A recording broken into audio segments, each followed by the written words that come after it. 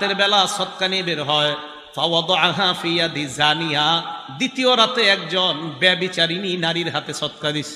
প্রথম দিন চোর, দ্বিতীয় দিন একজন ব্যভিচারিণী নারী, যে টাকার বিনিময়ে নিজের পবিত্র সতীত্ব বিক্রি করে বেড়ায়, এমন একজন নারীকে দ্বিতীয় দিন সদকা করছে। রাতের বেলা লোকটা ঘুমায়, সকালবেলা জনগণ বলা বলি করতে লাগলো, তুসুদ্দিকুল লাইলাতা আলা জানিয়া, রাতের বেলা একজন ব্যভিচারিণী নারীর হাতে সদকা করা হয়েছে।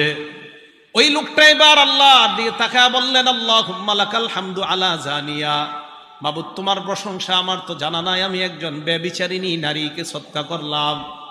লা আতাসাদ্দাকান্না বিসসাদাকা, আমি আবার নিয়ত করলাম আজকে রাতে আমি আবার সদকা করব। রাতের বেলা লোকটা সদকা নিয়ে বের হয়। রাতের বেলা সদকা নিয়ে বের হওয়ার পর ফাওয়াদাহা ফি ইয়াদি গনিহিন, 3 নাম্বার দিন একজন ধনী মানুষের হাতে সদকা দিস।